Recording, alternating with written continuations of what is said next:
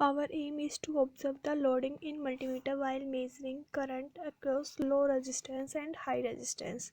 Let's see how to make circuit in ECS, Electric Circuit Studio. So we will need two resistance, 1 and 2. We will arrange them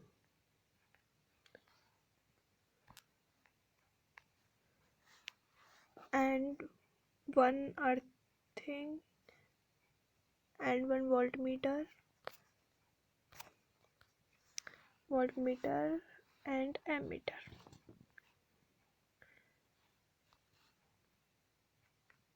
Connect the circuits.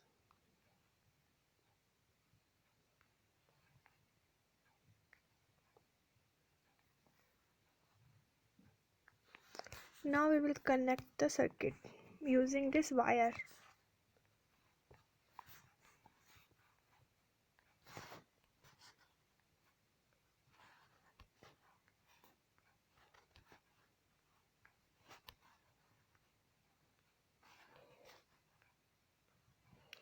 So we are done with this. Now our job is to set V as 10 volt. Here we will set it as 10. Now our R1 is 1 kilo ohm and R2 is also 1 kilo ohm. Let's see how much voltmeter and ammeter reading will come.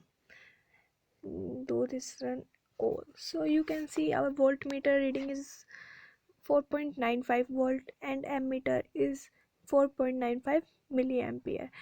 Similarly, we can do it for different values of resistances. Like here we can change, let's see, 100 kilo ohm. Similarly, R2 also 100 kilo ohm. Now run the circuit. So see, voltmeter reading is coming out to be 4.93 volt and ammeter reading is 49.3 microampere. Thank you. I think you have understood.